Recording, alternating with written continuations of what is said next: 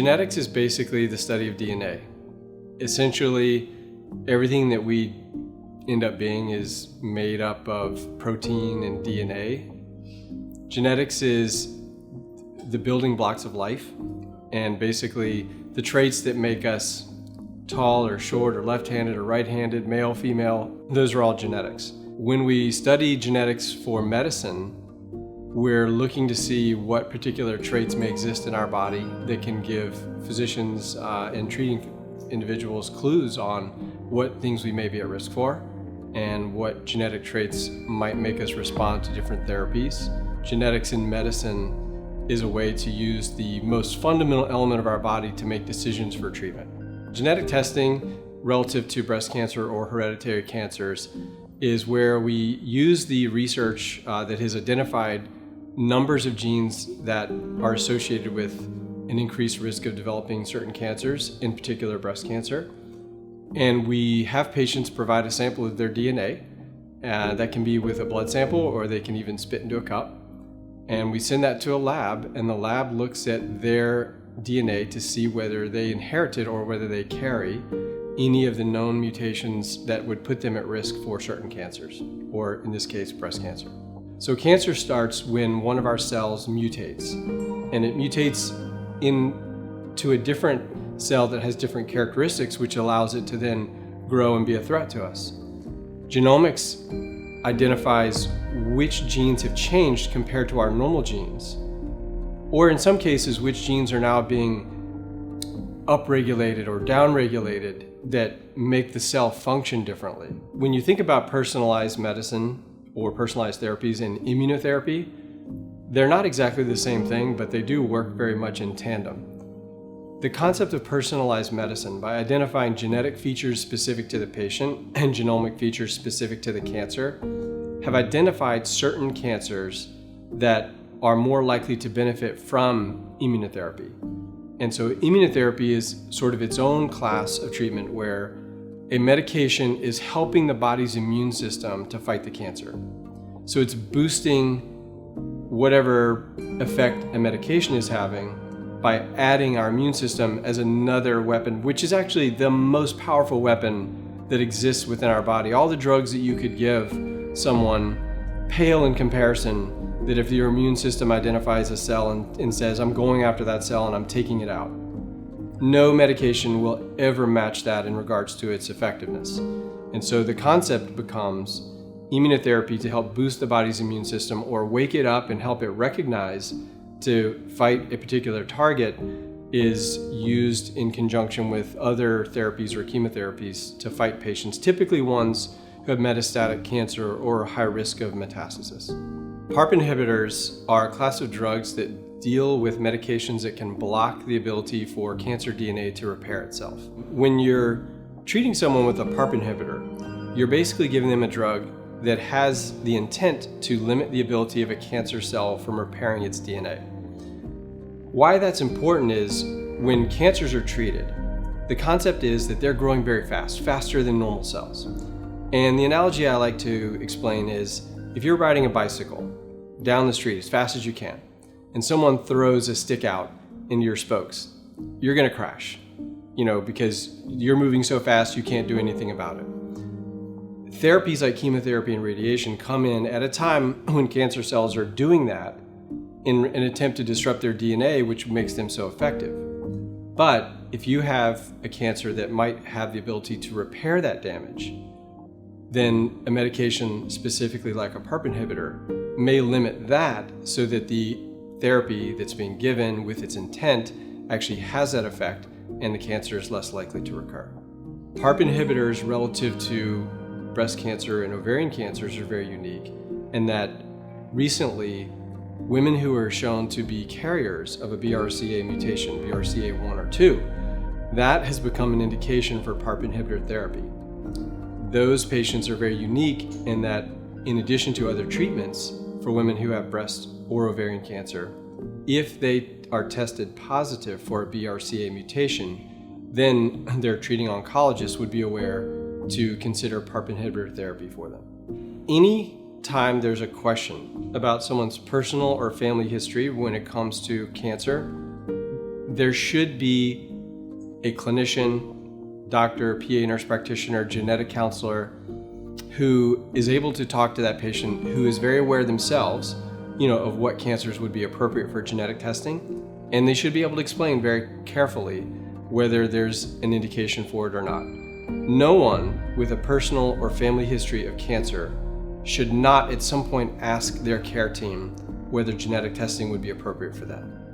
When we test patients in our clinic or see women who carry mutations that put them at risk for developing hereditary cancer, we talk a bit about obviously what is relevant for them, but we also discuss with them that the information is meant to be empowering. If you look at hereditary cancer testing, every gene that is tested for, the sooner someone knows that they carry that gene, the more likely they are to live, the less likely they are to die from whatever version of cancer it is that they're at greater risk for. That's a unique thing in that some genetic testing individuals may shy away from because a problem may be identified that they can't do anything about. And that's sort of an ethical question, and I understand that. But in our world of testing for hereditary cancer risk, as soon as we know that someone has a risk, a plan can be made to make them less likely to die from that risk. And so when we talk to individuals about their risk and about encouraging them to have their family members tested, it's not meant to put blame on them or for them to be considered the fault for problems that would occur in their family. Conversely, you look at them as saying, finally someone had the courage or a team that helped them find the truth, and they can then help their family members discover the same. The thing that I recognize that's uniform when it comes to cancer is the fear of the unknown. The fear of someone having a diagnosis and not knowing how it's going to be treated. The fear of someone that knows there's risk in their family and they don't know how significant that risk is. Genetic testing is one of many ways that we have of getting rid of the unknown and creating some certainty. So when I tell individuals who are worried about sharing information with their family, with their loved ones, they're going to have the same fear of the unknown. They know that this exists. They may not acknowledge it, but they know. And the sooner you help them clarify their status, their genetic testing results, they know what their risk is, and a plan can be made, and they'll be better for it. When someone has a new diagnosis of cancer, specifically breast cancer, knowing their genetic status is very important. I think a lot of women may think that the more surgery they have, the better off they'll be. That's not always necessary. Many cancers are limited to one particular area, not likely to recur, and so surgeries like lumpectomy become just as effective. The critical importance about genetics when it comes to our surgical plan is that women who test positive for a gene, especially a gene called BRCA1 or BRCA2, not only do we have the current episode of cancer to treat, but they are at a high risk of a second or a third breast cancer. And so they are a very specific population where we actually recommend that they consider bilateral mastectomy. It's more than maybe necessary in the moment, but it's very critical to prevent a high likelihood, as high as 40% or greater, that they will have another breast cancer that could be even more aggressive than the one that we're treating now. And it actually improves their survival if we engage them with that type of surgery, both therapeutic and preventative, in a situation where someone's gene positive. One of the most important things about genetic testing is it helps us clarify what someone's risk is. I think there's a lot of women, especially those who have had an issue themselves in the past or who have extensive history in their family, that they may be thinking about, even doing preventative surgery, not even knowing their genetic status. Or someone has genetic testing and it identifies a mutation, and they may think that, at the age of 22, they have to rush to surgery, and that's the only option that they have at that point. Genetic testing identifies risk. Understanding risk allows us to create a plan. Creating a plan allows someone to live peacefully and comfortably with their genetic risk. Now, it's important that they obviously are aware of all their options, and at some point in time in a woman's life, if they carry a gene such as BRCA1 or 2, it will likely be recommended that they have preventative surgery. However, there are plans for those women where they can undergo a different version of screening, including breast MRI, that can be very effective for them as well. And what's also very important is that there are certain genes that are in a family of quote unquote risk for breast cancer that may not have as high of a lifetime risk. And I'll have patients who carry those mutations that I actually don't recommend they do surgery. But you would never know that without, number one, having genetic testing done, and number two, discussing the results with a specialist who's comfortable in recommending surgery and doing surgery, and who's also comfortable in helping someone time that when it's best for them and make sure that it enhances their life and it doesn't impact or stop their life. A lot of people look at genetic testing and genomic testing and they worry that it's driving up the cost of healthcare. The reality is that genetic testing, analyzing our DNA for whether we carry or don't carry genes that increase our risk for cancer, has become quite affordable. And if you look at the cost reduction of prevention of disease, then a test pays for itself over 1,000 times.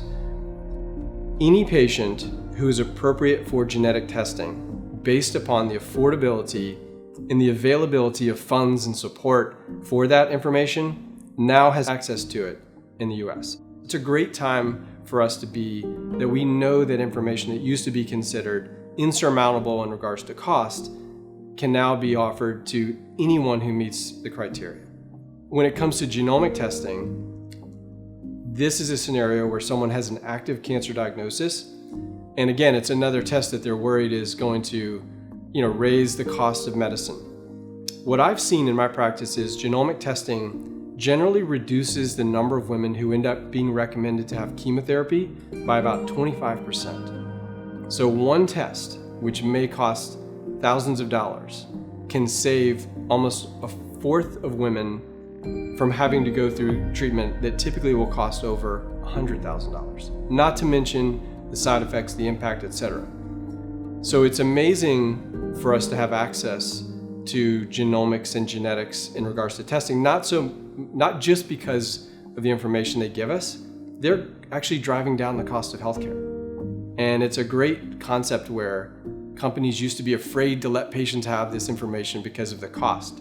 And now they realize, no, we want patients to have this because it will actually, in the long run, make the cost of care cheaper and the care better. I'm David Weintritt from the National Breast Center and Foundation. We've spoken today about genetics and genomics. It's very important for anyone with a personal or family history of cancer to talk to their healthcare team to see if genetic testing is right for them. These are moments when treating the cancer or preventing the cancer can be impacted and matter the most. Thank you for watching this video today and giving us a chance to help you understand these topics. They've made a huge difference in how we care for patients, and they can be helpful for you as well.